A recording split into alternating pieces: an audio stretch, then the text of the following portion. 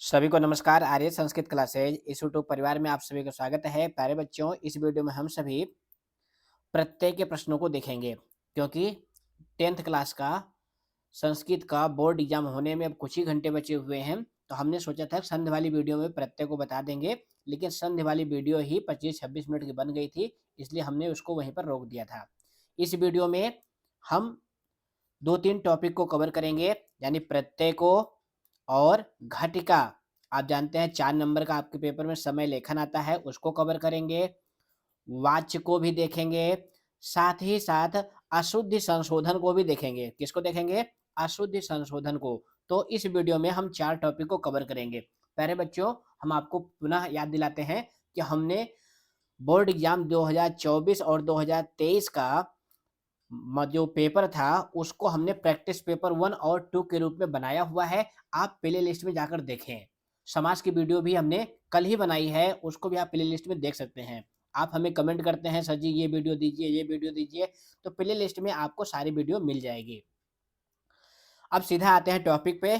प्रत्यय। प्रत्यय आपके पेपर में 4 नंबर की क्वेश्चन आएंगे प्रत्यय के, और प्रत्यय एमसीक्यू में आते हैं। किस में आते हैं? एमसीक्यू में आते हैं। आपने मिड टर्म के एग्जाम में देखा, प्री बोर्ड के एग्जाम में देखा, तो फाइनल एग्जाम भी वैसे ही होता है जैसे प्री बोर्ड का हुआ था। यानी प्रत्यय के प्रश्न कैसे आएंगे? एमसीक्यू में आएंगे। तो उसके लिए ये सिलेबस आपको ध्यान में रखना है कि आपके सिलेबस में कितनी प्रत्यय है। बहुत बच्चों को यही याद नहीं होता कि प्रत्यय है कितनी। तो आप जानते हैं प्रत्यय क्या होते हैं? धातु के बाद प्रत्यय जुड़ते हैं या शब्द के बाद प्रत्यय जुड़ते हैं। तो आपके सिलेबस में 6 प्रत्यय हैं। मतुप, जिसका मत जुड़ता है। क्या जुड़ता है? मत जुड़ता है। ध्यान देना, यहाँ पे ब्रैकेट में जो लिखा गया है वो जुड़ता है। अब जुड़ने के बाद कुछ परिवर्तन भी होते हैं। जैसे मत जुड़ता है तो पुल्लिंग में मत को क्या हो जाता है? मान हो जाता है। क्या हो जाता है? मान। और अगर शब्द के लास्ट में छोटा आ है तो वान हो जाता है। क्या हो जाता है? वान। जैसे एक एग्जांपल अभी बता देते हैं, बाकी एग्जांपल बाद में बताएंगे। जैसे धन प्लस मतुप, धन प्लस मतुप, तो जुड़ेगा तो मत, होना चाहिए मान, लेकिन ये बनेगा धनवान। क्या बनेगा? धनवान बनेगा। क्यों? क्योंकि जो धन शब्द है उसके लास्ट में छोटा आ है। अगर जिसमें मतुप प्रत्यय जुड़ रहा है उसके लास्ट में छोटा आ है, तो जो मत है जिसको मान होना था वो वान में बदल जाता है। ये आपको ध्यान देना है। एक उदाहरण और है, जैसे गुड़। गुण शब्द में मतु प्रत्यय जुड़ता है तो क्या बनता है? गुणवान बनता है। ये आपको ध्यान देना है। इसी तरह से स्त्रीलिंग में जो मत है उसको मति हो जाता है। क्या हो जाता है? मति। और अगर उस शब्द के पहले छोटा आ है तो वती हो जाएगा। जैसे आपके दूसरे पाठ में बलवती आया हुआ है, बल प्लस मतुप प्रत्यय जोड़ते हैं तो स्त्रीलिंग में क्या बनेगा? बलवती बनेगा। बुद्धिर बलवती सदा आपके पाठ का नाम भी है। तो बलवती में जो है बल शब्द है और मतु प्रत्यय है। बलवती स्त्रीलिंग में क्यों है? क्योंकि ये बुद्धि के विशेषण के रूप में आया हुआ है। तो ये हो गया मतु प्रत्यय। दूसरी प्रत्यय है ठक। ठक प्रत्यय का इक जुड़ता है। क्या जुड़ता है? इक जुड़ता है। और उस शब्द का जो पहला स्वर होता है उसको वृद्धि हो जाता है। कैसे? जैसे धर्म शब्द है, धर्म शब्द में हम ठक को जोड़ेंगे तो मूल प्रत्यय तो ठक है, लेकिन क्या जुड़ता है? इक जुड़ता है। लेकिन जो पहला स्वर है, अब पहला स्वर क्या है? जो धा के में छोटा आ की मात्रा है वो पहला स्वर है, तो उसको वृद्धि हो जाएगा। वृद्धि होकर क्या होगा? बड़ा आ में बदल जाएगा। तो आपका प्रत्यांत पद बनेगा धार्मिक। क्या बनेगा? धार्मिक। इसी तरह से अगला उदाहरण है नीत। ध्यान देना, नहीं तो आप प्रत्यय गलत कर दोगे। नीत प्लस ठक। अब यहाँ पे जो नी है, ना पे बड़ी की मात्रा है, वो आय में बदल जाएगा वृद्धि होकर के। तो क्या बनेगा? नैतिक बनेगा। क्या बनेगा? नैतिक। इसके बाद जो अगली प्रत्यय है वो है तल। तल प्रत्यय का ता जुड़ता है और ये भाववाची संज्ञा पद बनाते हैं। जैसे निर्धन, निर्धन में तल जोड़ेंगे तो क्या बनेगा? निर्धनता। इसके बाद अगली प्रत्यय है त्वा। त्वा प्रत्यय भी भाववाची संज्ञा बनाने के लिए जुड़ते हैं और त्वा प्रत्यय का तुम जुड़ता है। ध्यान देना, मूल प्रत्यय त्वा है और जुड़ता तुम है, ये आपको ध्यान देना है क्योंकि एमसीक्यू में आएगा प्रत्यय। जैसे अभी हमने देखा था मिड टर्म के एग्जाम में बहुत बच्चों ने गलती कर दी थी, मूल प्रत्यय में भी तुम लगा दिया था। जैसे मान लो आ गया कि महत्तम, महत्तम आपके पेपर में आ गया इस तरह से महत्तम। अब इसका दो ऑप्शन दे दिया, एक ऑप्शन में इस तरह लिख दिया। देखो गलती कहाँ पर होगी मैं वही बता रहा हूँ, क्योंकि अगर आप ये समझ गए तो आप गलत नहीं करोगे। एक ऑप्शन में इस तरह से लिख दिया, दूसरे ऑप्शन में लिख दिया महत प्लस त्वा। अब बताइए कौन सा ऑप्शन सही है? तो अब बहुत बच्चे जो गूढ़ बात नहीं जानते हैं वो कहेंगे सर जी ये वाला सही है, लेकिन ये वाला सही नहीं है, ये वाला गलत है, सही ये वाला है। क्यों? क्योंकि मूल प्रत्यय में बिंदु नहीं लगा हुआ है, ये ध्यान देना। मूल प्रत्यय त्वा है, जुड़ने के बाद तुम बनता है, ये आपको ध्यान देना है कि महत प्लस त्वा, ये सही होगा। अगली प्रत्यय है टाप। टाप और गीप, ये दोनों प्रत्यय पुल्लिंग शब्द को स्त्रीलिंग में बदलने के लिए जोड़े जाते हैं। टाप प्रत्यय का बड़ा आ जुड़ता है और गीप प्रत्यय का बड़ी ई जुड़ता है। अगर किसी शब्द में आपको बड़ी ई की मात्रा मिलती है तो उसमें समझ जाना कि उसमें गीप प्रत्यय है, और अगर बड़ा आ की मात्रा मिलती है तो टाप प्रत्यय है। अब चलते हैं उन एग्जाम्पल की तरफ जो पेपर में आने वाले हैं, यानी बहुत महत्वपूर्ण हैं। तो पहला है वाष्पयान माला। अब अंत में क्या मिल गया? बड़ा आ, तो इसका होगा वाष्पयान माल प्लस टाप। नवमालिका, अब इसमें भी बड़ा आ मिल गया तो नवमालिक प्लस टाप। माला, इसमें भी माल प्लस टाप। ये लाइन ही आपके पेपर में आएगी और ऑप्शन के रूप में 3 और विकल्प होंगे जो कि गलत होंगे, तो हमने यहाँ पे गलत वाले नहीं लिखे हैं, केवल सही सही लिखा है। जननी, अब अंत में बड़ी ई मिल गया ना, तो जनन प्लस गीप। अब यहाँ पे एक विकल्प में इस तरह से भी आपको लिखा मिल सकता है, जननी प्लस गीप, तो ये जो है गलत है, सही नहीं है, क्योंकि सब मूल शब्द में ही गीप प्रत्यय जुड़ने के बाद में जननी बनता है, तो जनन प्लस गीप है, ये आपको ध्यान देना है। उसके बाद है गुणवत्या। अब यहाँ पर ध्यान देना, क्योंकि अभी हमने आपको ऊपर बताया कि मतुप प्रत्यय का मान जुड़ता है या मति जुड़ता है, वान जुड़ता है या वति जुड़ता है। अब यहाँ पर क्या लिखा हुआ है? गुणवत्ता लिखा हुआ है, तो अब ये कैसे हो गया? ये चिंतनीय बिंदु है, विचारणीय बिंदु है, तो ये कैसे हो गया? ध्यान देना, नहीं तो आप गलत कर जाओगे। गुणवत्या जो है गुणवती शब्द का, किस शब्द का? गुणवती शब्द का ही बहुवचन है, क्योंकि यहाँ पे ताह कन्या बहुवचन में है, तो गुणवती का ही बहुवचन में गुणवत्या बनता है, तो इसलिए इसमें गुण प्लस मतुप है। उसके बाद बलवती। अब बलवती जो है दो तरह से बनता है, ध्यान देना। बलवत प्लस गीप, अगर गीप प्रत्यय रहेगा तो जो शब्द रहेगा वो क्या लिखा रहेगा? बलवत। और बल प्लस मतुप जुड़कर भी बलवती बनता है। तो अगर गीप रहेगा तो बलवत शब्द रहेगा और मतुप रहेगा तो बल शब्द रहेगा, ये आपको ध्यान देना है। अगला है भार्या। भार्या मान क्या होता है? पत्नी, तो भार्य प्लस टाप लगा करके भार्या बनता है। बुद्धि प्लस मतुप क्या बनता है? बुद्धिमती, बुद्धिमान। अब इसमें भी बुद्धि प्लस मतुप ही है, बस यहाँ पे दोनों में डिफरेंस क्या है कि ये जो है महिला के लिए आया हुआ है और ये जो है पुरुष के लिए आया हुआ है। उसके बाद अगला है भयंकरा। ये मिड टर्म के एग्जाम में आया भी था, भयंकर प्लस टाप जुड़ करके बनता है भयंकरा। अगला है धूर्ता। धूर्ता बहुत पूछा जाता है, इसमें धूर्त शब्द है और टाप प्रत्यय लगा करके धूर्ता बनता है। उसके बाद अगला है केदक छदत्वम। तो छदत्वम में केदक छद शब्द है और त्वा प्रत्यय है। कौन सी प्रत्यय है? त्वा। फटाफट अगला है जननी तुल्य वत्सला भवती। तो यहाँ पे तुल्य वत्सला में जो है क्या है? टाप प्रत्यय है। तुल्य वत्सल प्लस टाप। कृपा आर्ध हृदया, अंत में बड़ा आ मिल गया तो कृपा आर्ध हृदय प्लस टाप प्रत्यय है। अगला है परवर्षः, परवर्ष प्लस टाप। ये सारे एग्जाम्पल जो है आपकी जो श्रीमसी द्वितीय भागा पुस्तक है ना, उसी पुस्तक से ही लिखे गए हैं और उसी में से आपके पेपर में आता है। अधिक प्लस टाप अधिका बनता है। सहेजा, सहेज प्लस टाप। कृपा, कृप प्लस टाप। अगला है एक रूपता। अब एक रूपता में क्या है, एक रूप प्लस तल है, क्योंकि अंत में क्या मिल गया, ता मिल गया, तो इसमें तल प्रत्यय है। नदी, नद प्लस गीब जुड़ करके क्या बनता है, नदी बनता है। इसके बाद जो है सत्य प्रियता, तो इसका हो जाएगा सत्य प्रिय प्लस तल। महत्वम, अब यहाँ पे ध्यान देना डबल आधाता होना चाहिए, महत प्लस त्वा। अभी हमने ऊपर भी आपको लिखकर बताए थे।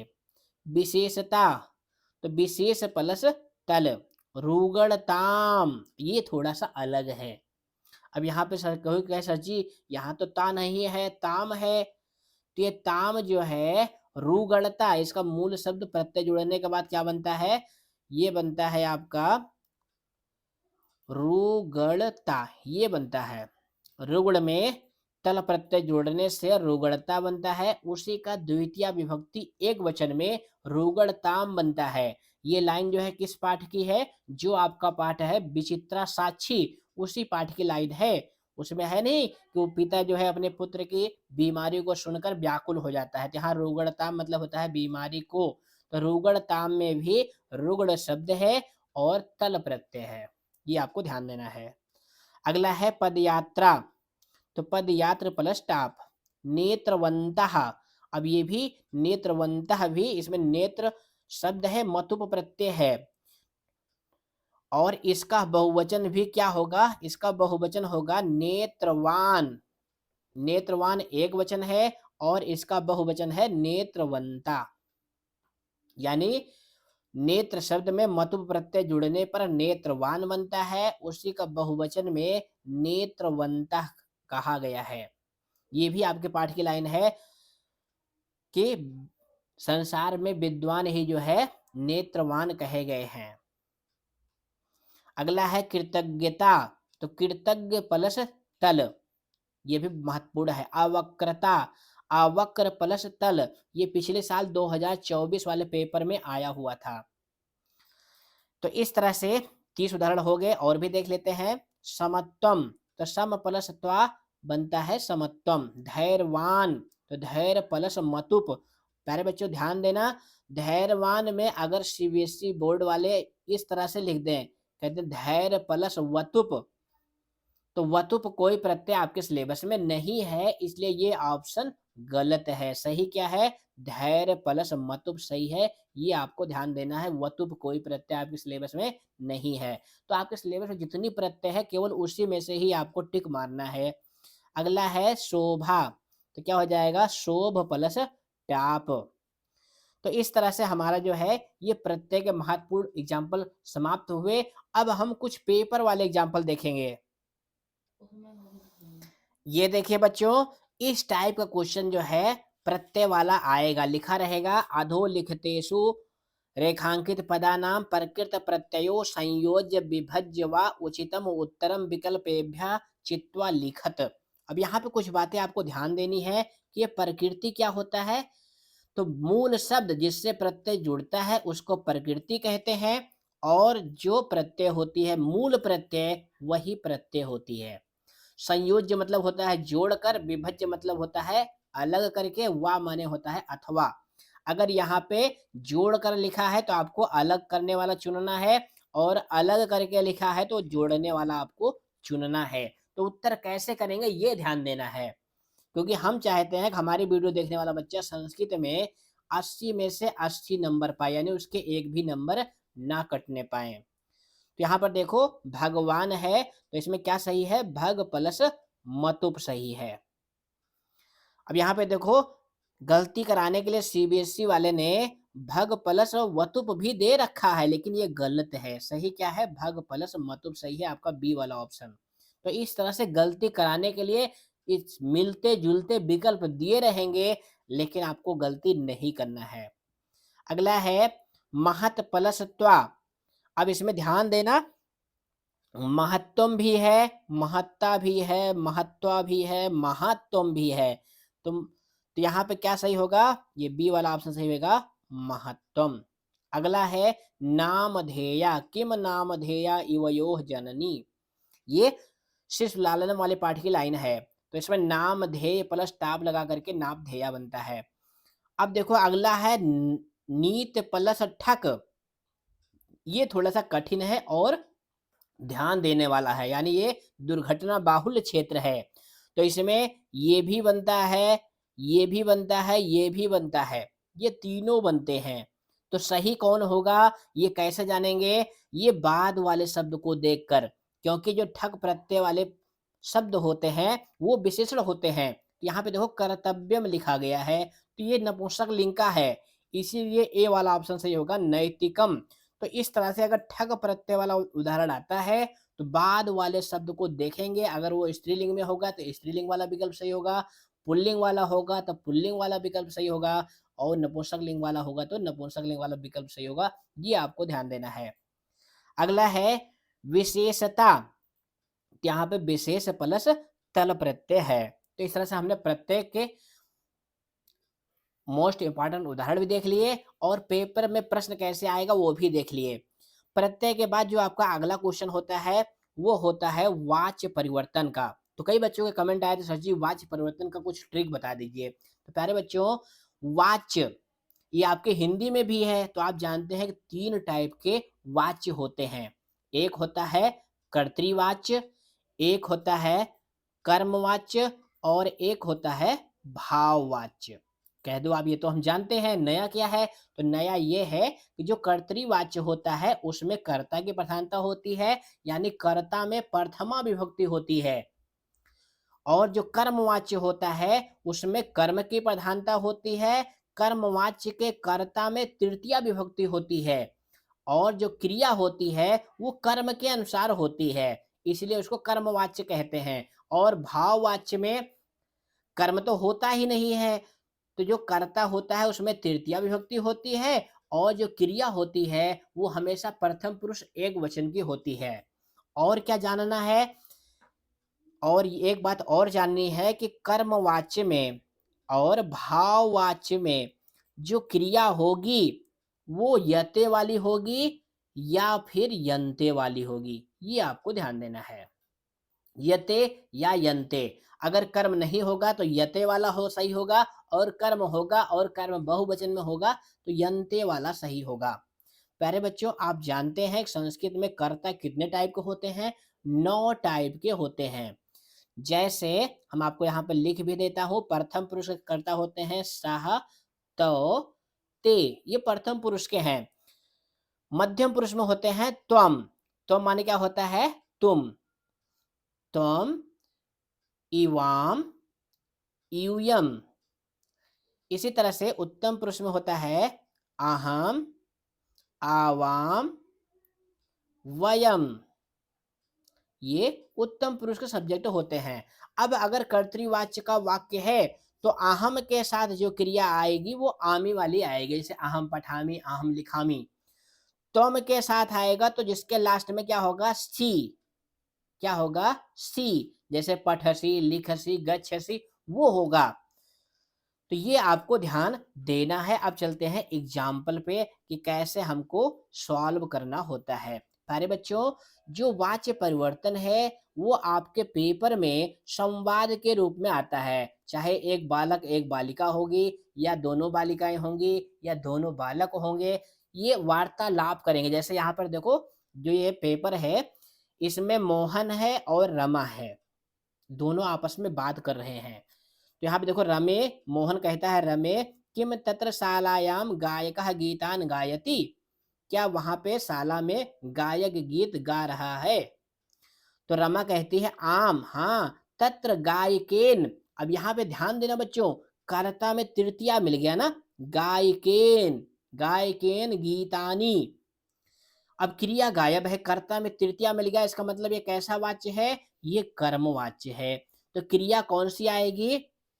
यते वाली या यंती वाली। अब कोई कहे सर जी यहाँ यते भी है, यंते भी है, तो कैसे गीयन्ते सही हो गया? तो वो ऐसे सही हो गया क्योंकि यहाँ पे कर्म जो है गीतानि है, वो बहुवचन में है। हमारी बात को ध्यान से सुनना, गीतानि क्या है? बहुवचन में है, इसलिए गीयन्ते सही हुआ है। अगला क्या है? मोहन कहता है किम कापि बाला तत्र नृत्यति? क्या कोई बालिका वहां पर नाच रही है? रमा कहती है आम, हाँ, तत्र तू, वहां तो, द्वे बाले। अब द्वे मतलब ये दो वचन की क्रिया है, तो इसलिए यहाँ पे नृत्यतः आया हुआ है। जैसे आप पढ़ते हैं ना, पठति पठतः पठन्ति, तो पठतः जो है द्विवचन में आता है, इसलिए यहाँ पे नृत्यतः सही हुआ है। उसके बाद फिर मोहन कहता है किम इदानीम तुम अपि तत्र गच्छसि? क्या तुम भी इस समय वहां चल रही हो? तो रमा कहती है आम, हाँ, अपि तत्र गम्यते। अब यहाँ पे ध्यान देना बच्चों, गम्यते मिल गया और रमा अपने लिए कह रही है, तो यहाँ पे मया सही होगा। अब जो तुम होता है वो एक प्रथमा विभक्ति में तुम रहता है, तृतीया विभक्ति में त्वया बन जाता है। जो अहम होता है वो प्रथमा विभक्ति में अहम होता है और तृतीया विभक्ति में मया बन जाता है। बस यही त्वम, त्वया, अहम, मया, इन्हीं दो तीन शब्दों का ही खेल है वाच्य परिवर्तन में। तो यहाँ रमा अपने लिए बोली है, इसलिए मया सही होगा। मया अपि तत्र गम्यते, मेरे द्वारा भी वहां जाया जा रहा है, यानी मैं भी वहां जा रही हूं। उसके बाद फोर्थ है, मोहन कहता है अरे गुरु आयाति, गुरु जी आ रहे हैं, अहम तु परडमामि, मैं तो प्रणाम करूंगा। अब गुरु जी क्या है? कर्म हो गए, इसलिए गुरुम सही होगा। ये हो गया वाच्य परिवर्तन की बात। अब आते हैं सीधा घटिका पर, क्योंकि आपके पेपर का सबसे आसान क्वेश्चन यही होता है, घटिका। फिर भी बच्चे इसमें गलत कर देते हैं। आप जानते हैं कि घड़ी में 1 से लेकर के 12 तक नंबर होते हैं, तो उसको संस्कृत में लिखते कैसे हैं? क्योंकि आप संख्या को कई टाइप में पढ़ते हैं। जैसे विभक्ति में पढ़ते हैं तो प्रथमा, द्वितीया, तृतीया के रूप में। अपने पाठ का नाम पढ़ते हैं तो क्या कहते हैं? प्रथमः पाठः, द्वितीयः पाठः, षष्ठः पाठः। तो इस तरह से कुछ बच्चे लिख देते हैं। जैसे यहाँ पे देखो 8:30 है ना, अब कुछ बच्चे को इसको क्या लिख देते हैं? अष्टमा, तो अष्टमा लिख दिया, गलत हो गया। तो घटिका में नंबर कैसे लिखते हैं वो यहाँ पर लिखा गया है। एक को एक कहते हैं, ना हलंत, ना विसर्ग, ना मात्रा, कुछ नहीं। दो को दुई कहते हैं, तीन को त्रि, चार को चतुर, नहीं तो बहुत बच्चे चत्वारा लिख देते हैं, चतुर्था लिख देते हैं, चत्वारी लिख देते हैं। 5 को पंच, 6 को षड, 7 को सप्त, 8 को अष्ट, 9 को नौ, 10 को दस। बच्चे 10 लिखने में गलती करते हैं, 10 को वो इस तरह से लिख देते हैं, तो ये 10 जो है गलत है, इसमें तालव्य सा है, ये आपको ध्यान देना है। एकादश, द्वादश, और गलती कहाँ करते हैं? द्वादश में कर देते हैं। द्वादश को बहुत बच्चे द्विदश लिख देते हैं। क्या लिख देते हैं? द्विदश, क्योंकि वो 2 को द्वि पढ़े रहते हैं, तो 12 को भी द्विदश लिख देते हैं। यह गलत तरीका है, सही तरीका क्या है? द्वादश होता है। और क्या ध्यान देना है घटिका में? सार्ध, सार्ध, सपाद और पादोन। सपाद मतलब होता है 15 मिनट अधिक, सार्ध मतलब होता है 30 मिनट अधिक, और पादोन का मतलब होता है 15 मिनट कम। क्या होता है? 15 मिनट कम। अब जहां पादोन का प्रयोग होगा वहां पे अगला नंबर लिखा जाएगा। कैसे? जैसे यहाँ पर देखो 8:45 है ना, तो इसका मतलब क्या होता है? 8:45। तो यहाँ पे देखो पादोन 9 वादने लिखा गया है। अगर यहाँ पे कोई, बहुत सारे बच्चे क्या करते हैं, वो लिख देते हैं पादोन अष्टवादने, तो 7:45 हो जाता है और वो गलत हो जाता है। तो ये आपको ध्यान देना है। तो पहला है 8:30 सार्ध अष्टवादने, दूसरा है 8:45 पादोन 9 वादने, तीसरा है 9:30 तो सार्ध 9 वादने, चौथा है 10 बज रहा है तो 10 वादने, 10:15 बज रहा है तो सपाद एकादश वादने। ये है घटिका। और भी हमने देखा है बहुत बच्चे क्या गलती करते हैं, वो सार्ध को बाद में लिखते हैं, संख्या को पहले लिख देते हैं। जैसे हमने देखा था एक बच्चे ने इसे 8:30 को इस तरह से लिख दिया था। किस तरह से? इस तरह से लिख दिया था। अष्टसार्धवादने। क्या लिख दिया? अष्टसार्धवादने। अब देखो, उसने लिखा सारे शब्द सही है, बस सीक्वेंस बदल दिया और गलत हो गया। यानी जो सार्ध है, सपाद है, पादोन है, वो नंबर के पहले लिखा जाता है, ये भी आपको ध्यान देना है। बच्चे कहाँ-कहाँ गलती करते हैं, वो सब बिंदु हम आपको बताते चलेंगे, जिससे आप हम गलती ना करें। उसके बाद प्रश्न नंबर 10 में अव्यय आता है 3 नंबर का। मंजूषा में अव्यय दिया रहेगा, बस उसका अर्थ देख लेना, क्या अर्थ है। जैसे यहाँ पे तदा माने तब, इतस्ततः माने होता है इधर-उधर, वृथा माने होता है बेकार, अपि माने होता है भी। तो जैसे ते सभायाम मा वदेयुः, मा माने होता है मत, तो वह सब सभा में बेकार में ना बोलें। और यदि त्वम माम मुक्त्वा यासि तदा बेला अपि अबेला स्यात्, तो यदि के साथ तदा आता है और यदा के साथ भी तदा आता है, ये दोनों एक साथ आते हैं। यदि के साथ भी तदा आता है और यदा के साथ भी तदा आता है। उसके बाद है यूयम अपि प्रयासम कुरुत, तुम सब भी प्रयास करो। मार्गेषु इतस्ततः अवकरम ना छिपेयुः, रास्ते में इधर-उधर कूड़े को ना फेंकें। और भी 3 अव्यय हैं जो हम आपको बताना चाहेंगे, क्योंकि जैसे एक है अद्य, अद्य माने क्या होता है? टुडे यानी आज, ये भी बहुत पूछे जाते हैं। अगला है हयः, हयः माने होता है कल, वो भी कैसा कल? बीता हुआ यानी यस्टरडे। और अगला है स्वा, स्वा माने होता है कल, कौन सा कल? आने वाला यानी टुमारो। तो ये तीनों भी बहुत पूछे जाते हैं, अव्यय वाले प्रश्न में भी और किसमें? अशुद्धि संशोधन में भी। अब कुछ बच्चों के कमेंट आए थे, सर जी अशुद्धि संशोधन की कोई ट्रिक बता दीजिए। तो अशुद्धि संशोधन में क्या करना होता है आपको? एमसीक्यू में आएगा, यहाँ पे लिखा होगा कि रेखांकित वाक्यों में जो अशुद्ध पद है उसके लिए उचित पद चुनकर पुनः लिखें। 3 नंबर का अशुद्धि संशोधन आता है। तो यहाँ पे एक वाक्य देखो लिखा है ना, पवनम वेगेन वाहति, पवनम जो है अशुद्ध है, तो इसमें जो है कर्ता की अशुद्धि है, क्योंकि जो कर्ता होता है उसमें प्रथमा विभक्ति होती है, पवनम में द्वितीय विभक्ति है, इसलिए सी वाला ऑप्शन सही है, पवनः।